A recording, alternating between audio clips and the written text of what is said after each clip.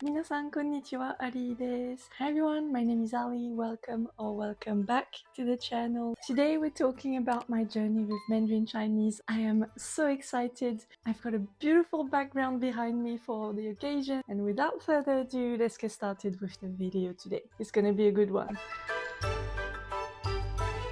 Why am I learning Mandarin Chinese? What's my process been like studying Mandarin Chinese on my own? Has my Japanese knowledge helped me with my Mandarin Chinese study? What is my level now in Mandarin Chinese? And what is my study plan from now onwards? What has my mindset been like throughout this whole process? And what were the struggles that I faced? All of these questions get answered in today's video, guys. And on top of those answers, I've also added some crucial elements of understanding here and there for you guys to really get the full picture and hopefully walk away from this video with lots of insights and lots of inspiration for you guys to get on with your own language learning. Originally, I actually wanted to film a sort of 2024 Mandarin Chinese study recap video to tell you about all the progress I made in the language this year, but then I realized that my channel was actually missing a video in which I actually explain why I'm even learning Mandarin Chinese in the first place. So today's video is meant to rectify that and to give you guys the whole picture.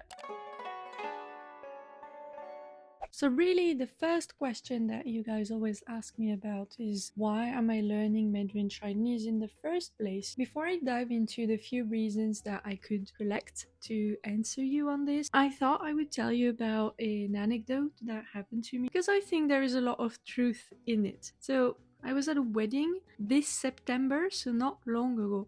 And you know, at weddings you meet people that you've never seen before and you don't know anything about. And so I was in a group conversation at some point and the topic of language learning came about because my husband was with me and we were talking in Japanese. So the people there in the group asked me, you know, oh, so you've learned Japanese and so that's it, you're done with language learning now. And I mentioned, well, now I'm learning Mandarin Chinese actually. And so one person in the group asked, why are you learning Mandarin Chinese? Meant in the sense that, you know, why would you go through the trouble again of learning an Asian language, which is difficult for us French native speakers? And then someone else answered in my place before I could say anything to that. And that person said, well, why not?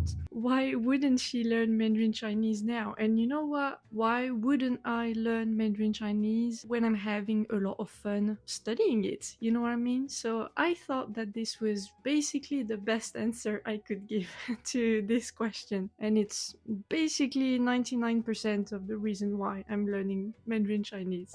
I'm learning languages for fun. I am learning languages because it is my passion. And really having fun in the process is the key message that I want to give you guys. Of course, I did have some specific reasons why I started learning this language and not another one. I think it all came down to like 5 different elements that really like sealed the deal for me. First of all, I did have an interest in the language and I think this interest was very old, in fact. I think in the first place when I started learning Japanese, I felt a fascination really towards ideograms, so Chinese characters. When I realized that those same ideograms were used in the Japanese language and when I found my first study resource for Japanese, it so happens that in the order of things, I started with Japanese back then, so that was back in 2018 when really I sealed the deal for Japanese, but then I really started studying it seriously in 2019, as you guys know. And so back then, had I found a study resource for Mandarin Chinese, I could have started with Mandarin Chinese. So I hope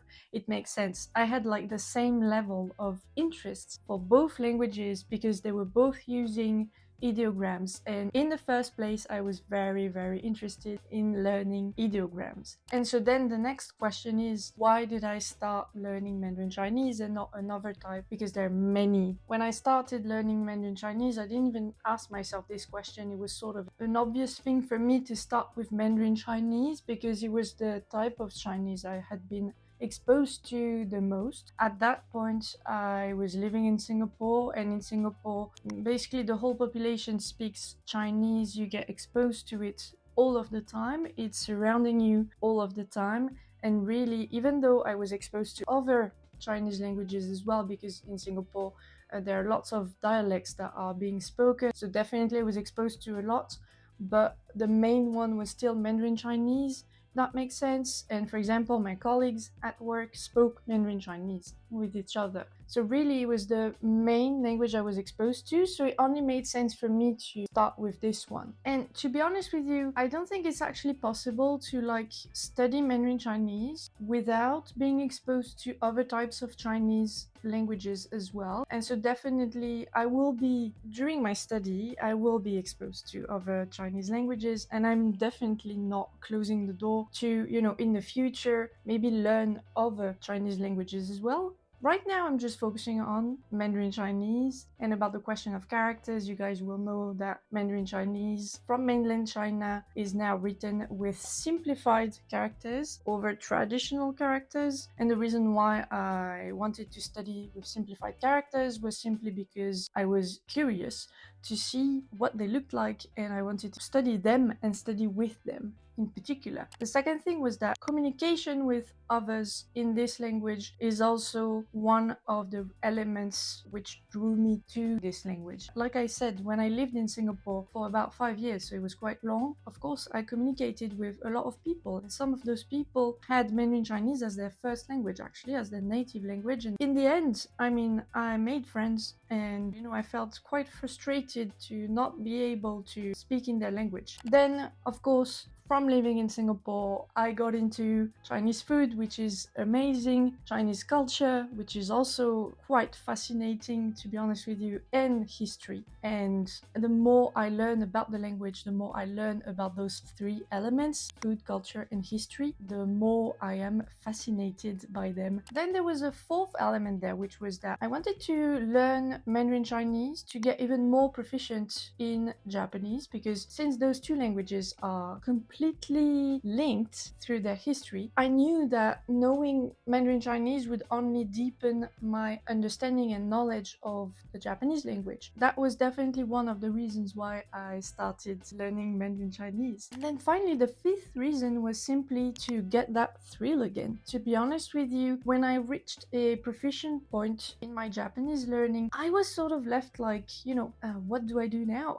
I had this moment of realization where I was like, well, I don't need to study Japanese that hard anymore, so what should I do with my time now? And so then the answer was that, well, I will start another language then. So I actually waited to be at a good level in Japanese before I started studying Mandarin Chinese, because honestly, I just didn't want to confuse the two languages. So just to prevent that from happening, I waited until I was about level N1 in Japanese before I started with Mandarin Chinese. And so that was back in 2022. So the timeline with my Mandarin Chinese studying starts in 2022 then. And so here is the full study timeline for you guys. Back in 2022, like I said, I started studying Mandarin Chinese around March 2022. And then, in fact, because I moved to Japan in September that same year, I took a break in my studying. And so I didn't restart my studying of Mandarin Chinese until January 2023. So there was a big pause there, the last 4 months of 2022, right after I had started studying the language. Then from January until May 2023, I did study the language quite a bit, but then I stopped again because in May 2023, I really wanted to focus on the Japanese language proficiency test, the N1 level, because I was going to sit it in July that year, in July 2023. And so I just prioritized Japanese for the rest of the year 2023. And then from that break, I actually resumed my Mandarin Chinese study from January 2024 this year. And from that point, I haven't stopped studying the language. So I haven't taken a break from Mandarin Chinese this year. And so as you can see, I've had two major breaks in my studying so far in 2022 and in 2023. And so this year, in terms of milestones completed in July 2024, I actually graduated myself from the HSK2 level. I actually vlogged the entire thing, so you can see that on the channel already. And then once that was done, I started studying using HSK3 level materials. And then the last milestone that happened this year was to start online tutoring for speaking practice, and that was from September this year. So there you go with the full timeline of my studying. So first off, let's look at the resources I have used so far, and then I will walk you through what my process has been behind using those resources. It's gonna go actually very quickly because I haven't used many. So I'm gonna go in chronological order because I have used these resources in sequence, one after another or together, and I will tell you when that's the case. Back in March 2022, I actually started 3 resources at once: the study app Duolingo, the reading immersion app Do Chinese, and the study course YouTube channel Sisters channel. I eventually stopped using Duolingo, and I also stopped using the Sisters channel, but I continued using Do Chinese when I felt like Duolingo wasn't enough at all, and I identified a lot of issues with it. I wanted to replace it with a new study resource that was a bit more complete, and so that's when I started the NHK textbook, the 中国語入門. I went through this entire textbook, and then once I was done with it, I actually very quickly used the Speedomaster vocab book for HSK1 vocab. And then once I was done with that, I used another textbook, but this time only for Chinese grammar, which was はじめての中国語文法.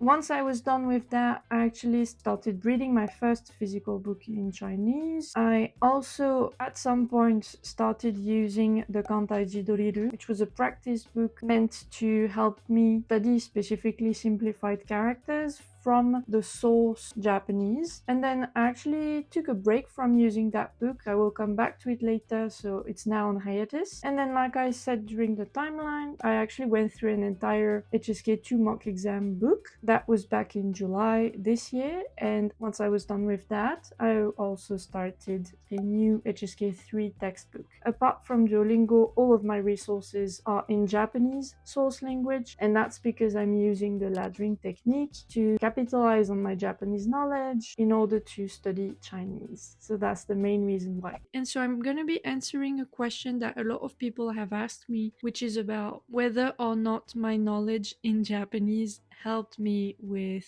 learning Mandarin Chinese. So granted that I haven't come very far with the language at all, but I can still tell you that, of course, my Japanese knowledge has helped me study Mandarin Chinese. First, we have, of course, Hanzi recognition, because I already know Chinese characters from the form in which they made their way into the Japanese language. But kanji, Japanese kanji, originally came from China in the first place, and they became the written system of the Japanese language. So of course they share a lot of similarities, even though since I'm studying standard Mandarin Chinese, it is written in simplified characters. As long as I'm making a specific effort to know the simplification rules from the traditional characters to the simplified Hanzi characters, then I'm actually able to recognize a lot of words without having to study them again, since I already know them from Japanese. So definitely this has been a huge help. Of course, if I'm able to recognize the Hanzi, then I'm also able to infer some of the pronunciation of Hanzi characters, because those are basically the original versions of how they were derived in some words in the Japanese language. So because I would know the Japanese version of the word, then I would be able to sort of guess how it is said in Chinese. So it's helped me about that. So of course it's helping me on vocab study as a whole, and all of that combined helps me with reading immersion and with reading comprehension as a whole. So reading any text in Chinese has been easy from the start of my learning, and this is also the main reason why I was able to start reading since day one. The next thing is actually grammar, because in fact Mandarin Chinese and Japanese share similarities in their grammar and their sentence structure, so it's easier for me to assimilate the Chinese grammar grammar rules. And then finally, the last thing was to find more resources to study Chinese in the first place, since now that I live in Japan, the overwhelming majority of resources that I have access to for Mandarin Chinese are actually in Japanese source language. And since I'm able to ladder on my Japanese, so use the laddering technique from my Japanese to study Mandarin Chinese, I'm able to have access to a lot more resources than if I just use English language resources to learn Mandarin Chinese. So there you go. To answer that question, has my knowledge of Japanese helped me in my study of Mandarin Chinese? Absolutely. 100%. Right, so next up we're going to talk about what my study process has been like so far studying Mandarin Chinese. And first off, I just want to say that my study process may seem a bit weird, but basically it was very influenced by what I understood from my study journey with Japanese and before that with English. I think taking a step back, it had 3 phases already. 3 phases with very distinct different things that I've been doing, a different study routine each time. The first phase was really when I started in 2022 and it ended when I took my first break. So if you go back to the timeline, it was in September 2022. So during this first phase, I did 3 things. I first started reading immersion and listening immersion since day 1. So that was capitalizing on my Japanese language knowledge, especially for the written comprehension. I also started the Duolingo course. It was useful for me to start learning the language, study the language quickly, get exposed to all aspects of the language immediately, especially the audio part, and of course get a first sense of the language as well. But then it had its limitations, and specifically on the grammar explanations, which are very superficial in the Duolingo app. It turned out to be a real hindrance. So then during that phase, I also did something else. Towards the end, I started to realize that I wanted to replace Duolingo, so I started looking for new study resources that would replace the app for me to study the language. Now, the second phase started from 2023 when I could resume my studies, and at that point I had a few textbooks in mind that I wanted to go through, and my primary focus was to get acquainted with grammar, but this time properly, using proper study resources, especially textbooks. And doing that, and also thanks to Duolingo, I was really focusing on acquiring vocab along the way because I didn't want to use any specific resources for vocab, so I mainly sourced my vocab from my study resources and all the reading immersion and listening immersion that I was doing. So that was for 2023, but it was only the first part of phase 2 for me, I want to say, because phase 2 really ended this year, in the middle of this year, in fact, 2024. So this year, still during phase 2, I also did a focus study on simplified characters using the Kantaiji Doriru book to understand the rules of simplification from traditional characters to simplified characters. I also started to read my first physical book in Chinese, like we've seen, so 中国語でちょっといい話. And also, like you know, because I vlogged the entire thing, I did a short and intense period of focus studying and testing for the HSK1 and HSK2 exam, and I did a bunch of mock tests there. So in total, it was 7 mock tests for HSK1 and HSK2 combined, and that basically ended phase 2 of my studying for me. Now, phase 3 really started from there, so it was from summer this year, 2024, and 2 things happened. I could finally start doing vocab extraction during my listening practice, which is a very big milestone for me in the way I study languages. So finally being able to do that really opened a new door for me, and that was the start of phase 3 of my learning. There was definitely a before and an after. And then the second thing was the fact that I started finally online tutoring. My tutor is a tutor that I found on the Cafe Talk platform. I was very lucky with her. She's a native Chinese speaker, but she also speaks Japanese and English, and actually the tutoring is currently done in both Japanese and English. So I can also capitalize on my Japanese knowledge there, since my tutor also knows Japanese, which is really useful. So that's what my process looked like so far. And obviously I'm still in the middle of phase 3, so I can't really tell you more than that because I don't have the perspective necessary yet. And so I wanted to make a little section very quickly about my mindset, what my mindset has been throughout this journey with Mandarin Chinese and how it's evolved, and also what kind of struggles I actually faced during my journey, because I think it's very important to talk about that. Starting with the mindset. So, the mindset I had at the very beginning when I started really learning Mandarin Chinese and I committed to this language was kind of chill. I did commit to it in the sense that I thought I would want to bring myself to fluency level in that language, but I didn't put any sort of pressure on myself to like reach any level anytime soon. So I was like, I'm gonna start, and then it's gonna take the amount of years it takes for me to acquire the language, and I'm not gonna put pressure on myself to learn this language necessarily quickly. And so that was really my mindset at the beginning. I was just taking everything very chill. The only goal I had with Mandarin Chinese was to one day be able to read. I didn't have any other like crucial goals in mind. It was really only about reading, because reading immersion has always been like kind of my push to start learning languages in the first place. When I see a new language and I think of maybe learning it one day, it's primarily to be able to read in that language. Now, the mindset I had at the beginning definitely evolved with time, and now the mindset that I have is kind of different, I want to say. Because what happened is that, especially this year in 2024, when I could really restart my studies, and this time without having to take any break from my studying and my normal study routine, I was really able to dive deeper into the language itself, but also thanks to the language, discover more and more things about the cultural aspects surrounding the language. And from that,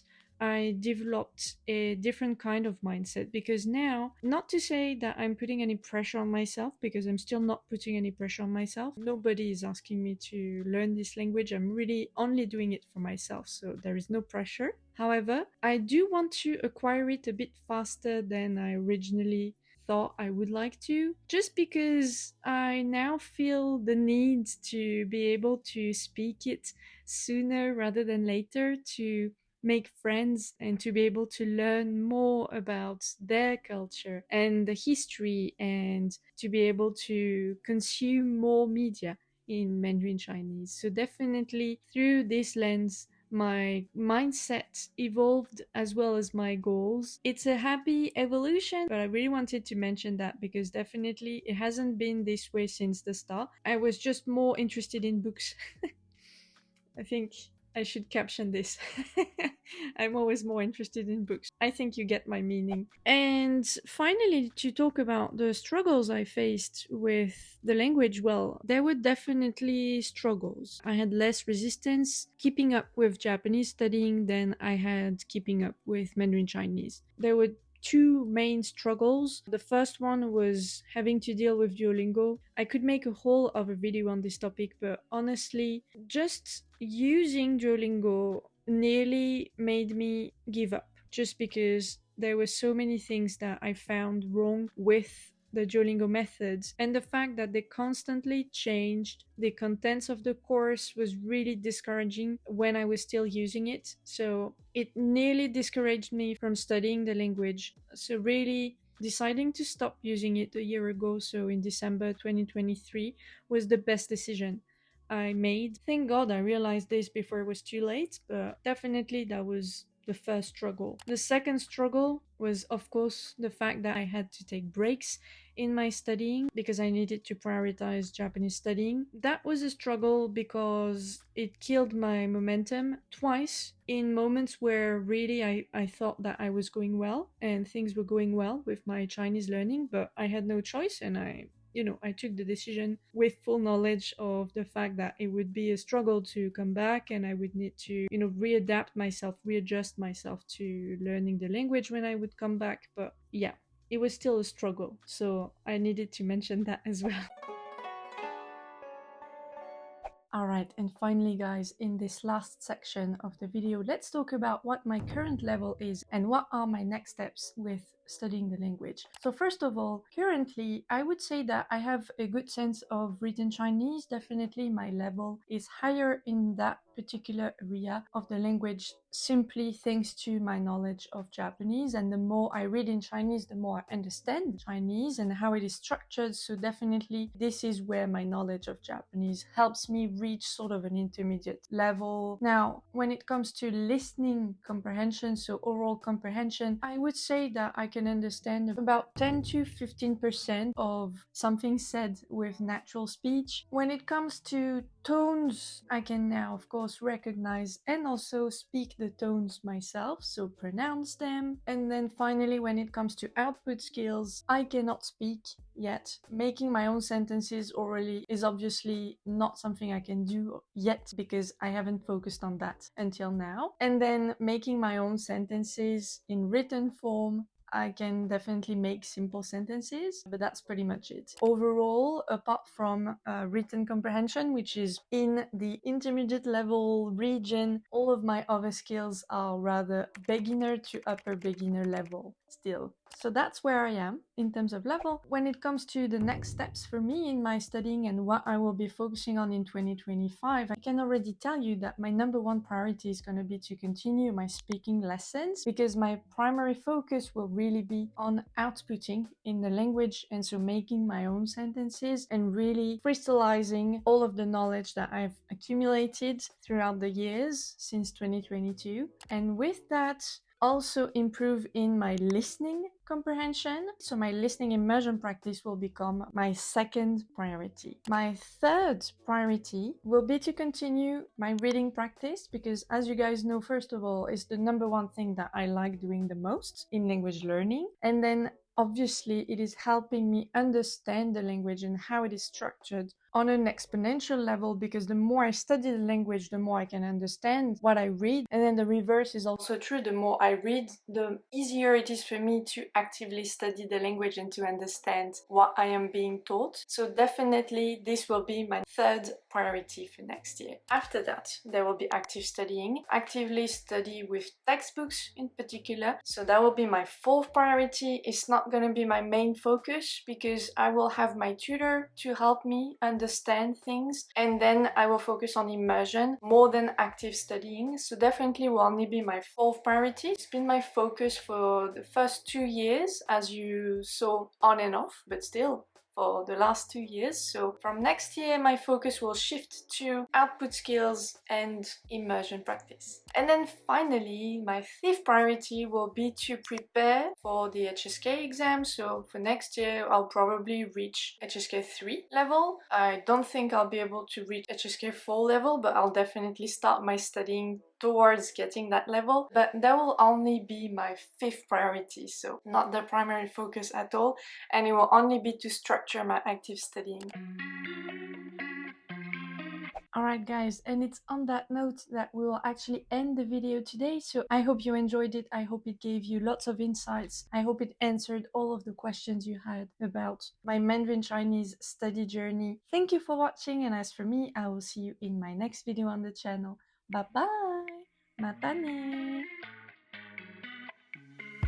Simple, simple, simple minds. I guess we'll take it one